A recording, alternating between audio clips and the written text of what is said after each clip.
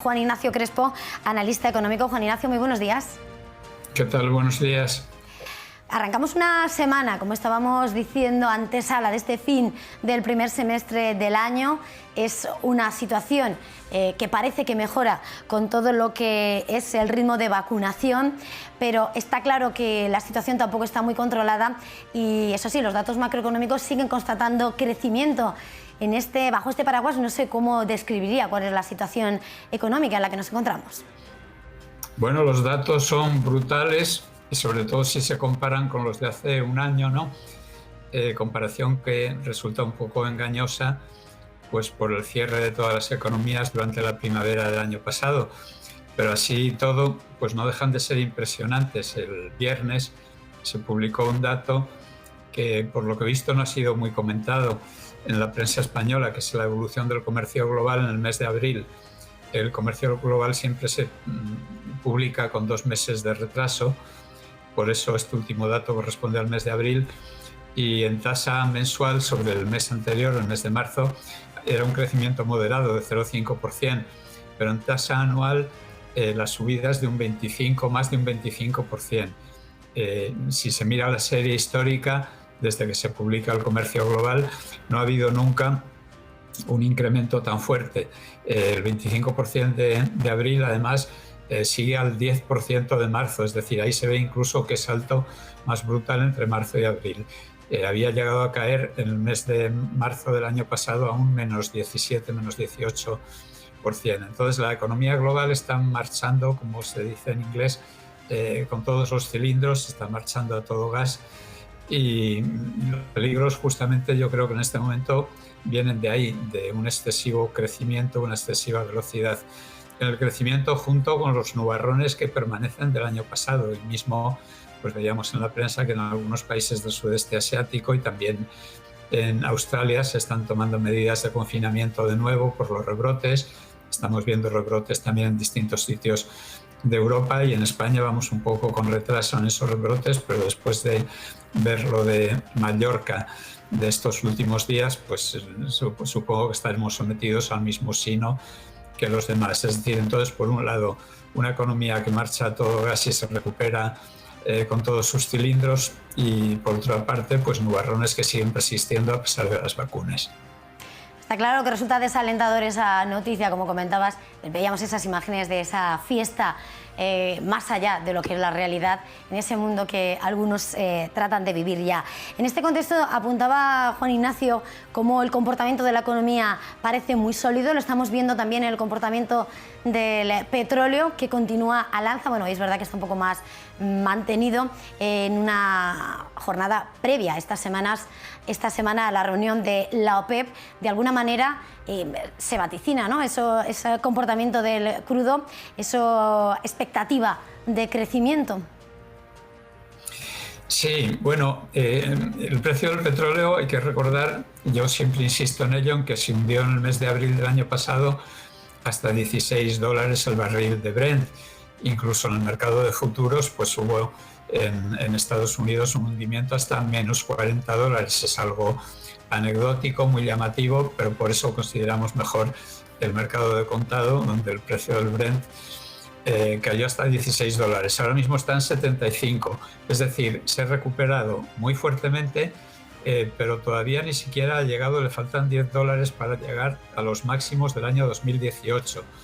En mi manera de ver las cosas, el ciclo económico anterior alcanzó su cenit, su punto más alto, en el mes de octubre, de 2018, cuando se inició, por una parte, una bajada del precio del petróleo. Inmediatamente después, a partir de noviembre de ese año, empezó a caer el precio del petróleo, y por otra parte también las bolsas tuvieron una caída muy fuerte del 20% entre septiembre y diciembre de ese año. A la mínima, al más mínimo amago de la Reserva Federal de incrementar un poco los tipos de interés, las bolsas cayeron, ¿no?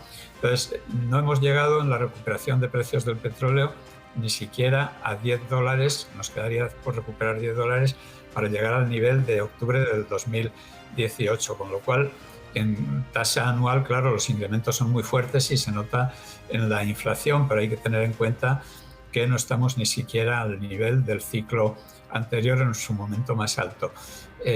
Por lo tanto, tome la decisión que tome la OPEP+, que es como suele llamarse a la OPEP ampliada por Rusia, pues estamos todavía un poco por debajo de esos niveles máximos y por lo tanto no hay que asustarse demasiado. Lo mismo ocurre con muchas otras materias primas, que están muy poco por encima, a pesar de la recuperación tan fuerte que han tenido, están muy poco por encima de donde llegaron en sus niveles de 2018. Por lo tanto, no hay que asustarse demasiado, pero los peligros vienen sobre todo por la vía de lo que hemos comentado alguna vez aquí, bueno, y que ya todo el mundo sabe, ¿no?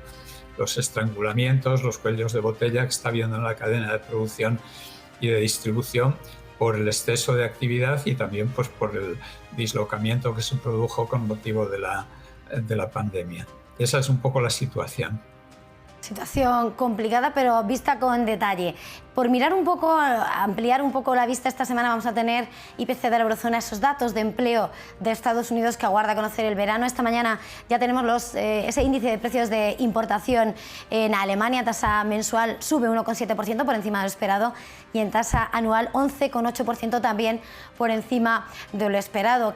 ¿Cuáles van a ser los que finalmente tome en consideración el mercado, sobre todo ya encarando ya esta recta final de trimestre y esperando los resultados empresariales? Los datos de precio comparados con el año anterior ahora mismo no hay que tomárselos muy en serio, por lo que comentaba antes de que se comparan con precios que estaban muy por debajo de lo normal. Hace un año los precios de las materias primas, de los alimentos, del petróleo por supuesto, estaban muy por debajo de donde debían estar y ahora pues están más o menos donde debían estar, salvo en el caso de las materias primas agrícolas, que están un poco por encima de donde deberían estar si hubiéramos estado en un ciclo normal sin la interrupción de la pandemia, ¿no? De todas formas, el mercado ha comprado la tesis de la Reserva Federal, que inicialmente no la aceptaba, de que la inflación es transitoria.